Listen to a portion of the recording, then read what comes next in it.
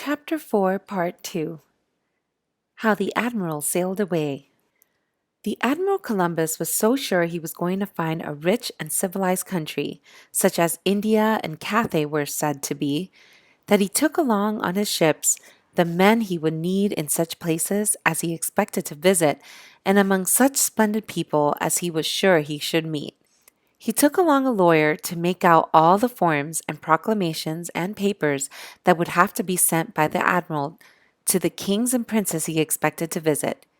He had a secretary and historian to write out the story of what he should find and what he should do. There was a learned Jew named Lewis who could speak almost a dozen languages and who could, of course, tell him what the people of Cathay and Cipango and the Indies were talking about. There was a jeweler and silversmith who knew all about the gold and silver and precious stones that Columbus was going to load the ships with. There was a doctor and a surgeon.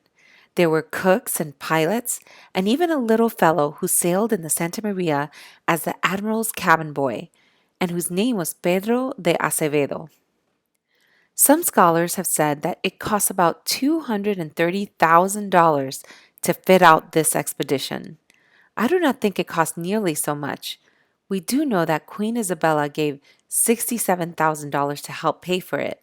Some people, however, reckoning the old Spanish money in a different way, say that what Queen Isabella gave toward the expedition was not over $3,000 or $4,000 of our money. Perhaps as much more was borrowed from King Ferdinand, although he was to have no share in the enterprise in which Queen Isabella and Columbus were partners. It was just an hour before sunrise on Friday, the 3rd of August, 1492, that the three little ships hoisted their anchors and sailed away from the port of Palos. I suppose it was a very sorry and very exciting morning in Palos. The people probably crowded down on the docks, some of them sad and sorrowful, some of them restless and curious. Their fathers and brothers and sons and acquaintances were going no one knew where, dragging off to sea by a crazy old Italian sailor who thought there was land to be found somewhere beyond the jumping off place. They all knew he was wrong. They were certain that nothing but dreadful goblins and horrible monsters lived off there to the west, just waiting to devour or destroy the poor sailors when these three little ships should tumble over the edge. But how different Columbus must have felt as he stepped into the rowboat that took him off to his flagship, the Santa Maria. His dreams had come true. He had ships and sailors under his command and was about to sail away to discover great and wonderful things. He who had been so poor that he could hardly buy his own dinner was now called Don and Admiral. He had a queen for his friend and helper. He was given a power that only the richest and noblest could hope for. But more than all, he was to have the chance he had wished and worked for so long. He was to find the Indies. He was to see Cathay. He was to have his share in all the wealth he should discover and bring away. The son of the poor wool weaver of Genoa was to be the friend of kings and princes. The cabin boy of a pirate was now admiral of the seas and governor of the colonies of Spain.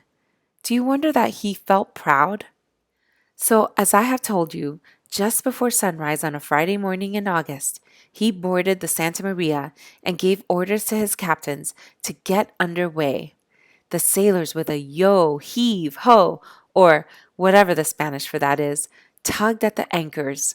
The sails filled with the morning breeze, and while the people of Palos watched them from the shore, while the good Friar Juan Perez raised his hands to heaven, calling down a blessing on the enterprise, while the children waved a last goodbye from the water stairs, the three vessels steered out from Palos harbor, and before that day's sun had set, Columbus and his fleet were full 50 miles on their way across the Sea of Darkness. The westward voyage to those wonderful lands, the Indies and Cathay, had at last begun.